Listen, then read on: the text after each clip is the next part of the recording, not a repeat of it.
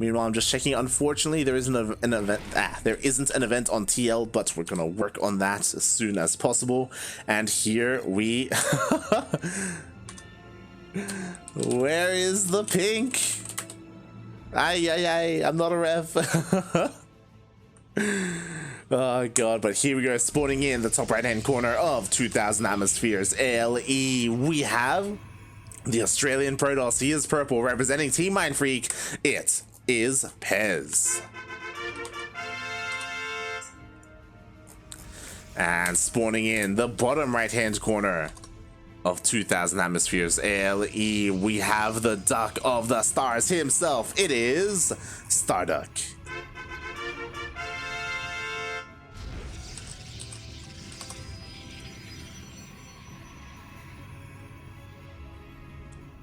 Man with cloak better than bug with teeth. True.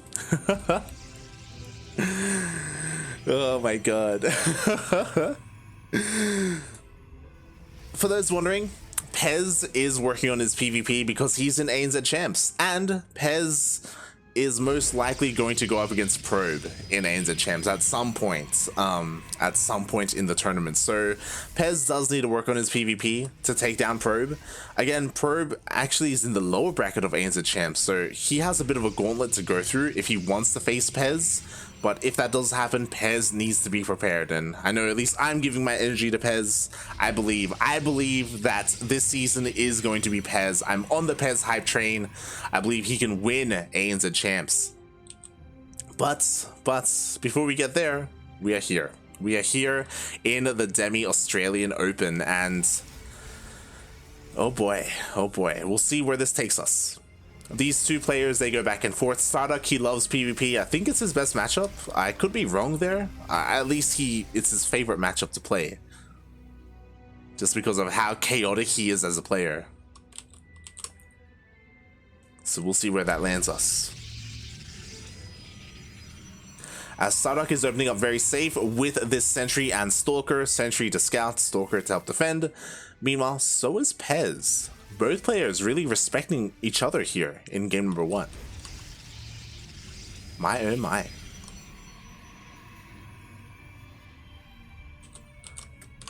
You know, I do apologize, I'm a little bit all over the place at the moment. I'm just trying to make sure that everything is set up where it needs to be. Hup, hup, hup. There we go. Beautiful. So both players are being annoying. They both block each other's natural bases with a pylon. They will eventually clean this up, and there we go. Pezz is the first player to throw down his Nexus. StarDuck shouldn't be too far behind. And there we go. Both players expanding, and neither player being really aggressive. Pezz even throwing down a shield battery at his natural. It's how much he respects and is afraid of StarDuck. I mean, it's a PvP, right? Like, that's it is what we expect.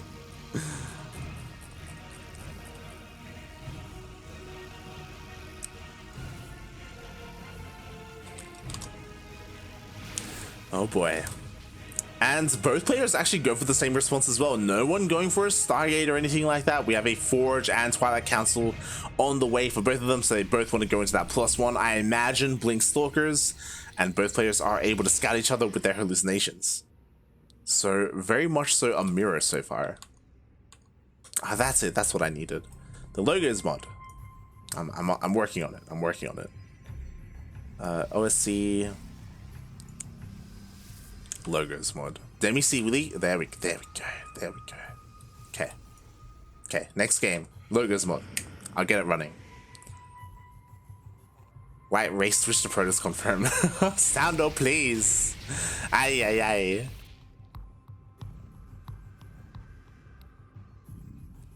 But I love this from StarDuck.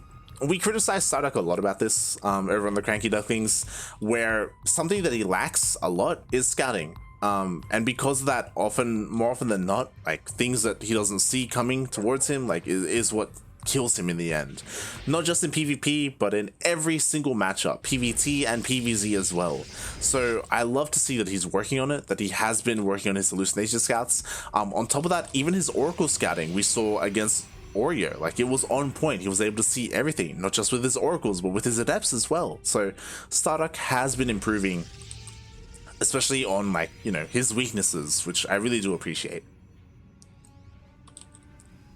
And behind this, StarDuck is the one to switch things up, is going for a Dark Shrine. Just quickly checking Pezz's vision, he has seen it.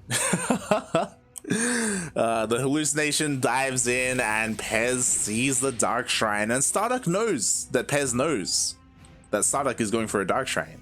So what is StarDuck's response here? Is he still going to try and make the DTs work? Meanwhile, ooh, Pezz setting up to be very aggressive. We have a pylon to reinforce across the map. Pezz looking to try and deny this third base.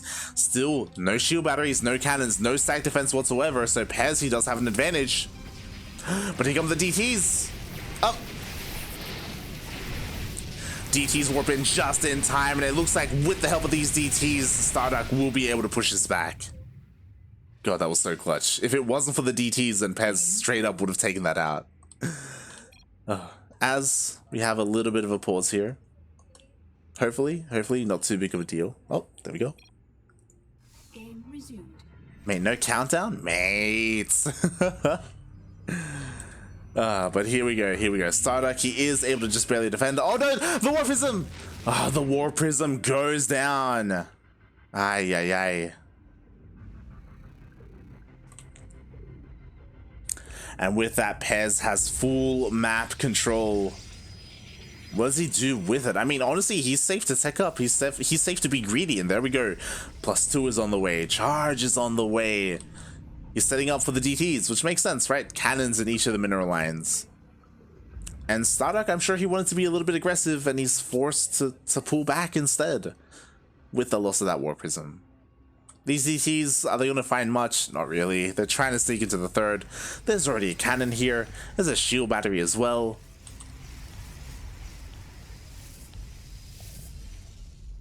StarDuck does pull back. Again, he can always use these as Archons later on. They can come into play. Meanwhile, StarDuck is looking to maybe sneak into the main base. There's no high ground vision though, unfortunately. I was expecting maybe a timing with like hallucination or something, but no, he's just waddling around. Trading a little bit more efficiently. Picks off a Stalker. But loses a Stalker in the end. Ay. Bit of a 1-for-1 there.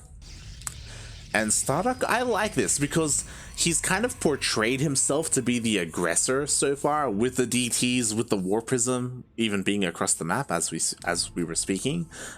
So I like that he's the first player to expand here because it feels like Pezz has been put on notice. He's like a little bit scared and defending at home because StarDuck is looking to be aggressive. So StarDuck, he gets away with an earlier base. I think Pezz saw it with this observer, so he should be aware of it. Should is the big thing there. Ooh, nice move by Pezz. He sees the army movements and he's going to be able to respond. As StarDuck is finally here with his War Prism, looking to reinforce across the map. The DTs have been morphed into that Archon we were talking about before. There is a shield battery and an overcharge, but it is gone, mate. And StarDuck, he aggressively brings forward. He's trying to take this out. There is an Immortal here for Pezz, but it's a little bit too late. Already the Archon going down, and StarDuck is pushing on forward here. There we go, aggressively forward. Takes out the Immortal, and there's nothing left here for Pezz. He has gateway units. He has a shield battery, but he does not have an overcharge. And here we go, StarDuck, he's pushing on forward. He does go back and he does reinforce Warp-in Zealots at that War Prism. Depowers the shield battery. And sure, there is micro potential here for Pezz, and ooh, he's actually forcing StarDuck back a little bit.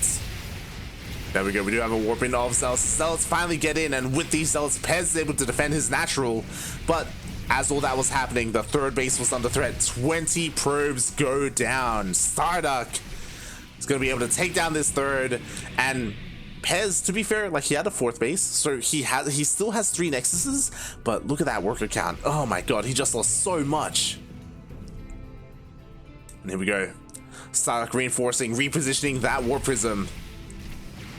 Pezz does have a couple of Archons, but ooh, nice snipe there, nice focus fire. The War Prism of Pezz goes down, and so does one of the Archons, potentially another. And StarDuck, mate, he's just not stopping. He just doesn't stop. He just keeps going because you know what? I keep talking about how Oreo is the best Zerg player in Australia, in our region. But you know what? StarDuck, he's looking to be the best Protoss. That's what he is. He's not there yet. But you know what? At least here in this series, he's looking so good against Pezz. Pezz is struggling to survive right now. And StarDuck is just smothering him here against his natural base. Behind this, like StarDuck, he's not stopping pro production. He's just continuing to warp in wave after wave of zealots, of stalkers. Oof. GG gets called. And StarDuck takes game number 1. Damn.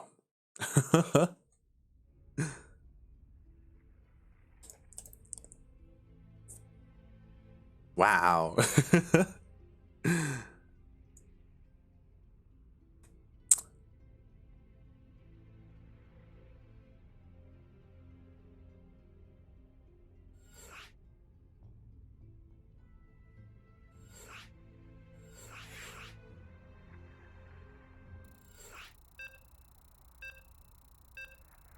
Oh, okay, we are starting. We are diving in.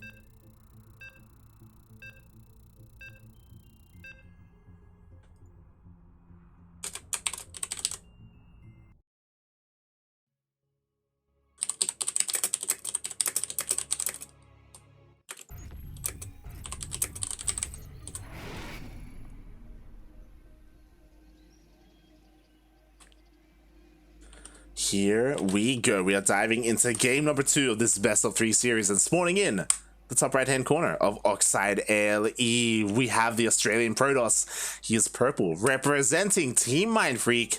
It is Pezz. And spawning in the bottom left-hand corner of Oxide LE, we have the young blood himself. He is representing the Cranky Ducklings. He didn't even make it to the playoffs of ANZ Champs. Didn't even make it out of the groups. But he's already up ahead in this series. Can he close it out with a clean 2-0? Mate, let's wait and see. It is StarDuck.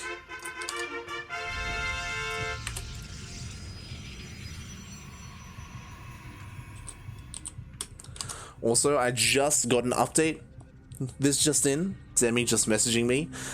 Originally, it was going to be best of 5 lower brackets, but it looks like in that lower bracket, I should say the losers bracket, it is going to be best of 3s, not best of 1s. I think I said best of 5 by accident. So yeah, best of 3s, not best of 1s. So every single series here is going to be a best of 3, except for the grand finals. The finals will be a best of 5. If you look at the bracket, it looks to be set up to have like a secondary finals there. I think that's a mistake. I'm gonna have to confirm that with Demi, but it feels like that was a bit of a mix-up when it comes to the brackets, unfortunately. But yeah, here we go. We are just getting into this game, and we are on Oxide, and Oxide is one of the more macro-oriented maps when it comes to PvP specifically, and the reason for this is because of the ramp at the natural base. Because of that, this is a unique situation that doesn't happen at a lot of naturals, where the natural is on the high ground, so it's kind of difficult to push up into this. So because of that, we have a low ground wall, and we should have a fast nexus. Pezz already throwing his down, StarDuck struggling. Ooh, and this is a major misplay from StarDuck. StarDuck was supposed to pylon block, just like what we see here from Pezz, but he was a little bit late. This will delay the nexus from StarDuck, and that is why he throws down that Stargate. Oof. Oof. Aye. So Pezz with a small win here, you know, a faster nexus. And I like how he's not cutting corners. There we go. Shield batteries being thrown down here for Pezz at his natural base to defend against any kind of aggression. Regardless, Pezz, he even still has his probe alive in the natural base of StarDuck. So he sees everything. He sees the Stargate. He sees all the production. Nothing is able to elude him, other than this pylon here.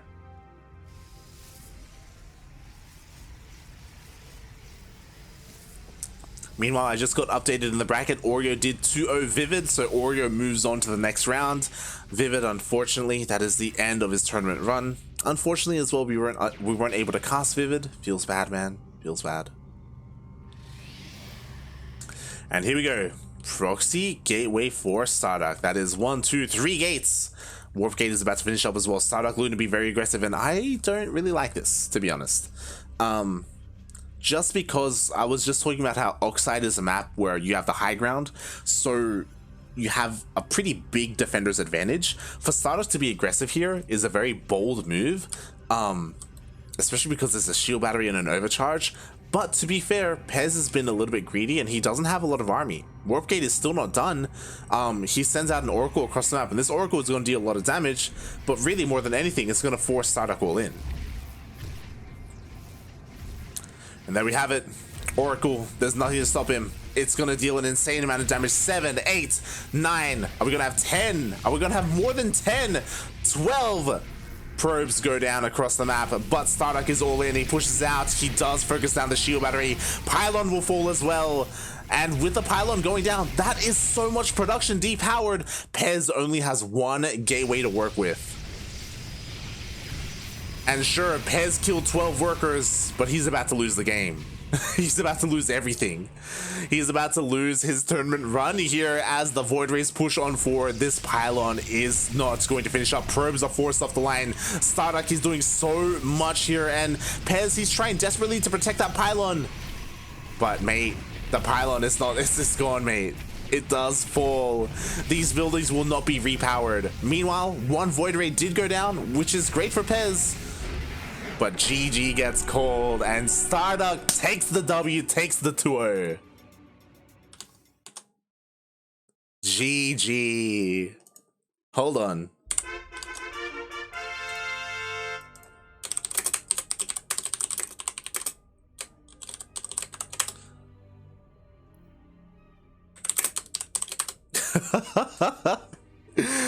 GG, well played. Good job, StarDuck. He takes down a player who is in the playoffs for ANZ Champs. And this is what I mean, like, StarDuck and Oreo, they had a rough couple of first weeks in ANZ Champs. You know, they did, I would say they underperformed. There was a lot of hype behind them. And if you were lucky enough to tune into ANZ Champs, we talked about that, especially on social media. Oreo was talking about how nervous and how stressed out he was playing in ANZ Champs because he's never done that before. He's never been on a mainstream like that, being casted to thousands of people. I think at the time that he was playing, there were like, what, 5-7K viewers, something like that. So that kind of pressure affected him. It affected his decision making, his micro, his macro, his play in general. And it's something that they had to overcome over the weeks. It's something that you get over from experience, you know? It makes sense, right? You just have to force yourself into that situation time and time again, and then you can get through it. But unfortunately, it meant that the first couple of weeks in ANZ Champs, Oreo struggled. And as a result, it did affect his overall score, and he didn't make it through. You could argue a similar thing with StarDuck as well. But here we see how good they are, right? For StarDuck to take down Oreo and to take down Pezz, like, that's an amazing feat. Can they keep going? Are we going to have a second Duckling champion today? Ryu already won Sentimiento Latino. Are we going to have Oreo or StarDuck take the W here in the Demi Australian Open? It's possible. It's possible. We'll see. Again, it's one of those things where I can't wait for ANZ Champs Season 2 when it comes to the Ducklings. At the same time, we're still not done with Season 1, right? We still have plenty of good players there. We're going to be casting that tomorrow. ANZ Champs is not today. And Pezz did struggle a little bit there against StarDuck. What I will say that I'm sure Pezz can be reassured in is that Probe is a very different player from StarDuck, right? Probe isn't anywhere near as aggressive. I think we can all agree on that. StarDuck, he can kind of embrace the cheese a little bit more. So, you know, that's also a bit of something different to think about. But with that, congratulations, StarDuck. And also, before I forget, I need to set up that logos mod.